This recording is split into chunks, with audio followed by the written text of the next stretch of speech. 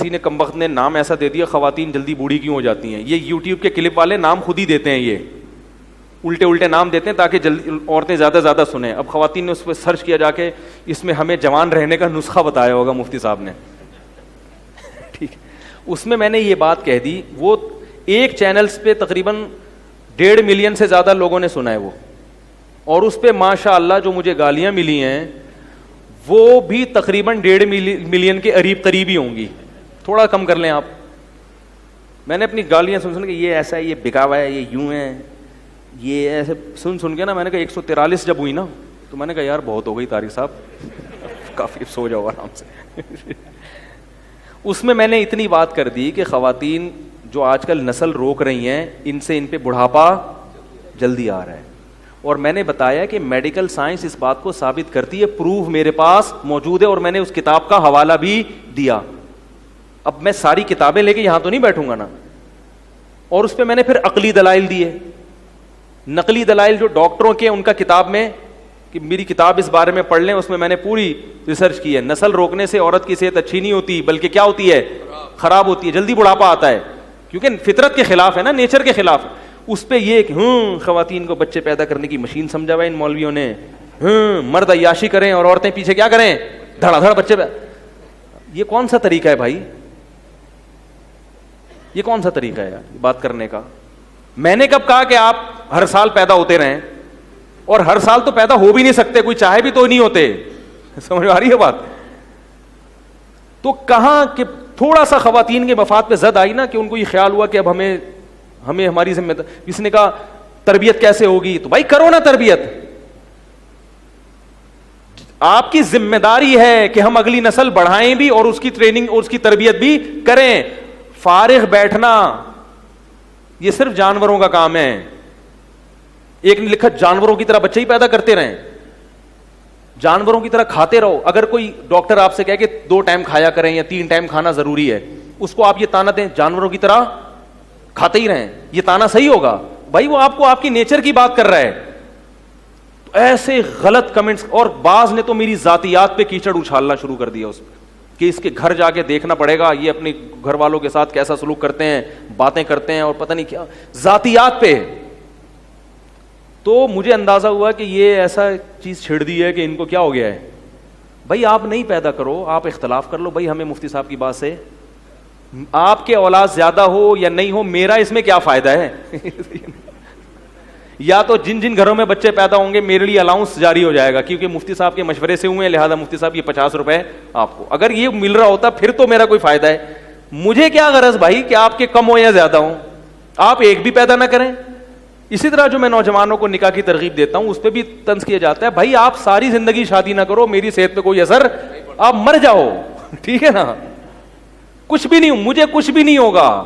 اس کو میری ذاتیات کا مسئلہ نہ بنائیں. ایک بھی نہ کریں, آپ ایک بھی پیدا نہ کریں, ایک آدھ کر لیں, 2 کے بعد روک لیں, نہیں روکیں, آپ کے گھریلو مسائل ہیں. ہم آپ کو وہ بات کریں گے جو نیچر کی ہے, جو جس سے آپ کی دنیا بھی بہتر اور آخرت بھی بہتر. اس میں ہمارا ذاتی مفاد نہیں ہے. تو میں اس پہ دلائل دیتا ہوں, جا کے دیکھو ان لوگوں کا جنہوں نے نسلوں کو روکا ہے, ان کی حالت کیا گزر رہے ہیں. محبتیں ختم, ہزار گز کے بنگلے ہیں, رہنے کے لیے بندے اس میں نہیں ہیں, ان دیواروں سے دل نہیں لگتا. دل کس سے لگتا ہے؟ انسانوں سے. انسان ہوں گے تو بہن بھائی بھی پیدا ہوں گے, پھر ان کی اولادیں ہوں گی تو چاچے ماموں بھی ہوں گے. اور تربیت جو ہے نا, تربیت یہ بڑا مبہم لفظ ہے. اولاد زیادہ ہوتی ہے تو اللہ کی قسم تربیت آسان ہوتی ہے, کیونکہ بہن بھائی ایک دوسرے کی لاشعوری طور پر تربیت کر رہے ہوتے ہیں, نگرانی کر رہے ہوتے ہیں. لیکن اگر آپ کو ان باتوں سے اختلاف ہے تو آپ اختلاف رکھیں, مگر اللہ کا واسطہ میرا ان باتوں میں کوئی ذاتی مفاد نہیں ہے, نہ مجھے خواتین سے کوئی ذاتی بغض ہے. میں جو 4 شادیوں کی بات بھی کرتا ہوں, اللہ کی قسم لا الہ الا اللہ خواتین کے مفاد میں کرتا ہوں, کہ ہر عورت کو اچھا شوہر بولو بھائی نصیب ہو جائے. ان باتیں کرنے سے نہ میری شادیوں پہ کوئی فرق پڑتا ہے, کیونکہ میں نے کر لی ہیں, ٹھیک ہے نا. یا تو میں کما رہا ہوتا نا اور میں آپ کو ترغیب دے رہا ہوتا, ترغیب آپ کو دے رہا ہوتا اور لائن اپنے لیے بنا رہا ہوتا. اس میں یہ شبہ ہو سکتا تھا بھائی اصل میں ہمیں ترغیب دے رہا ہے, لیکن اس کا مقصد کیا ہے, تاکہ اس کے لیے رشتے ملیں. تو میری 3 ہو گئی ہیں الحمدللہ, سب کو پتہ ہی ہے.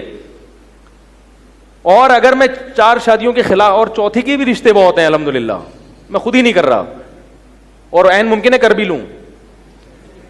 کچھ بھی, یہ تو میرا ذاتی معاملہ ہے, میں کروں نہیں کروں. عمران خان نے جمائمہ کو طلاق دی نہیں دی, اس کا ذاتی معاملہ ہے نا, میں کروں نہیں کروں. لیکن میرے 4 شادیوں کے بیان سے نہ ملڑی رشتوں میں کمی ہوگی, نہ ملڑی رشتے بڑھ جائیں گے, ٹھیک ہے نا. تو جب میری ذات کو نہ کوئی اس سے فائدہ ہے نہ کوئی اس سے نقصان ہے آپ کی شادیوں سے, تو مجھے کیا ضرورت ہے میں اس ٹاپک کو لے کے چھیڑ رہا ہوں. اللہ کے بندو, دیکھو رسول اللہ صلی اللہ علیہ وسلم نے جب بت پرستی کے خلاف جہاد شروع کیا, لوگوں کو بتایا, تو وہ الٹے الٹے تانے دیتے تھے. تو قرآن نے کہا کہ اے نبی آپ ان سے کہو انما اعیذکم بواحدہ, کہ اے نبی ان سے کہو کہ میں تمہیں ایک بات کہتا ہوں, ان تقوموا للہ مثنی و فرادا, انفرادی بھی غور کرو اور 2 آدمی مل کے بھی غور کرو. ما بصاحبکم من جنہ, کہ محمد صلی اللہ علیہ وسلم کو کہیں جنون تو نہیں ہے بھائی, کیونکہ نہ ان کا کوئی ذاتی فائدہ ہے بت پرستی کے خلاف بولنے میں, بلکہ مخالفت ہی بڑھ رہی ہے, ٹھیک ہے نا, کوئی ذاتی فائدہ نہیں ہے. پوری قوم ایک طرف, مقابلے میں لالچ بے انتہا دی جا رہی ہے کہ آپ اپنی دعوت چھوڑ دیں. تو نبی کو پیشکش کی گئی, عرب کی سب سے حسین عورت سے آپ کی شادی کرائیں گے, جتنا پیسہ چاہیے وہ پیسہ دینے کے لیے تیار ہیں. میں نے جو 2-3 شادیاں کی ہیں نا, میں جانتا ہوں کس کرب و اذیت اور عذاب سے میں گزرا ہوں. یہ قربانی دے کے کیے ہیں, یہ لڈو کھانے کے لیے نہیں ہوئی ہیں. جو قربانی میں نے دی ہے وہ آپ کو میں اگر بتا دوں تو آپ بولو مجھے پاگل ہو آپ, لیکن یہ اپنی ذاتی باتیں ہوتی ہیں جو آدمی ہر ایک کے ساتھ شیئر نہیں کرتا. یہ اچھا خاصا لوہے کے چنے چبائے ہیں اس کام کے لیے میں نے, یہ نظریاتی سوچ ہے میری. تو نبی کو کیا اللہ نے فرمایا کہ ان کو جا کے کہیے کہ میں تمہیں ایک نصیحت کرتا ہوں, اکیلے اور کبھی 2 آدمی مل کے آپس میں بیٹھ کے غور کرو کہ کیا محمد صلی اللہ علیہ وسلم کو جنون تو نہیں ہے.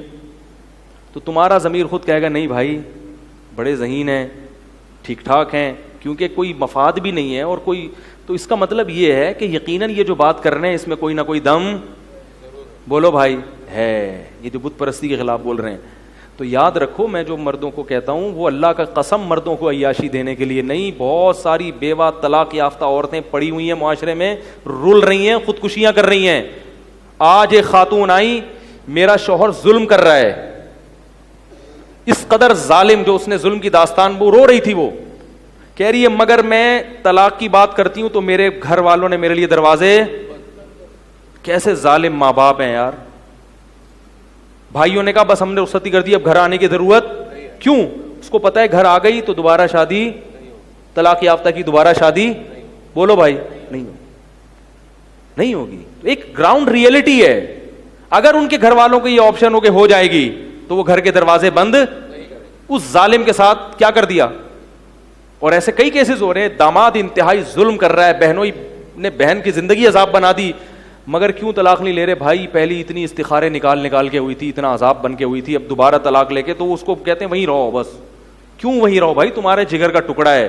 اس لیے میں والدین سے کہتا ہوں اگر بیٹی پر سسرال میں بہت زیادہ ظلم ہو رہا ہے, یہ نہیں کہ تھوڑی بہت معمولی اختلافات, وہ تو ہر گھر میں ہوتے ہیں, بہت زیادہ ظلم ہو رہا ہے تو بیٹی کے لیے گھر کے دروازے بند, شادی کرتے ہوئے بتا دو بیٹا جا رہی ہو تو گھر بساؤ. اچھی عورتیں ہمیشہ اپنا گھر بساتی ہیں, لیکن اگر کوئی ناقابل برداشت شکایت ہونا شروع ہو جائے تو بیٹی کو خود بتائیں کہ بیٹا تمہارے گھر کا دروازہ کھلا ہوا ہے, کوئی بات نہیں, ہم نے تمہیں اب تک کھلایا اور پلایا اور اس کا کوئی معاوضہ ہم نے تم سے, بولو بھائی, نہیں مانگا, تو موت تک انشاءاللہ ہم تمہیں کیا کریں گے, کھلائیں گے. کیونکہ بھائی اور باپ ان میں اگر غیرت ہو تو وہ عورت کو بوجھ, بولو بھائی. مجھے افسوس اس لیے ہوتا ہے کہ تمہاری بہن ہے, ایک چھاتی سے اس نے تمہارے ساتھ ماں کی چھاتی سے دودھ پیا ہے, اور تم کیسے بے شرم ہو کے اپنے گھر کے دروازے اس کے لیے روڈوں پہ رول رہی ہیں. طلاق دے دی نا شوہر نے, روڈوں پہ رول رہی ہیں, بھائی نے دروازے بند کر لیے, ماں باپ نے دروازے بند کر لیے, نہیں یہ ٹینشن ہم نہیں پالیں گے. خود سوچو اگر اس کی جگہ خود ہوتے اور تمہارے ساتھ یہ سلوک ہو رہا ہوتا, وہ بازاروں کی زینت بنتی ہے, وہ کیا ہوتا ہے, وہ یہ تو ہمیں پتا ہے نا, جو رابطہ تو ہمارا ہے لوگوں کے ساتھ. تو میرے بھائی یہ جو میں بات کرتا ہوں یہ کس کے تحفظ کے لیے, میرا کوئی فائدہ نہیں ہے, میں نے جتنی کرنی تھی نا کر لی ہیں, اور اگر اللہ نے چاہا تو اگر ہو نہیں ہوگی تو ایک اور بھی ہو جائے گی, وہ ابھی آپ کے مشورے سے نہیں ہوگی. ہم کریں گا تو ہم میں ڈھیٹ ہے, کر کے بتانے والے لوگوں میں سے ہیں, پوچھ کے کرنے والے لوگوں میں سے نہیں ہے, کیونکہ اب اتنا ہم نے اتنی اس میں جو اذیتیں اٹھائی ہیں اس کام میں, اتنی ٹینشن اٹھائی ہے کہ اب اس ٹینشن کے بعد میں کیا ہو گیا اس معاملے میں ڈیٹ. اب تو میں بولتا ہوں کسی کے باپ میں دم ہے تو روک کے, اس طرح کے اللہ بچائے, اللہ یہ حفاظت کرنے والا ہے, زیادہ بڑی بڑی باتیں کرنی نہیں چاہیے, ٹھیک ہے نا. تانے دیتے ہیں لوگ, یہ کیا ہے ابھی 3 مہینے میں چوتھی کر رہا ہے, میں کہتا ہوں چھوڑو ابھی زیادہ نہیں ہے, زیادہ تانے بھی مناسب نہیں ہے صحت کے لیے. تو کیا بات ہے, کہاں سے کہاں چلی گئی یار, نہیں یہ تو کہاں سے آ گئی, پورا موضوع ہی چینج کر دیا یار. ہاں تو میں یہ کہہ رہا ہوں کہ بھائی الٹے الٹے تانے, ہم میں سے ہر شخص دین چاہتا ہے اپنے مطلب کا.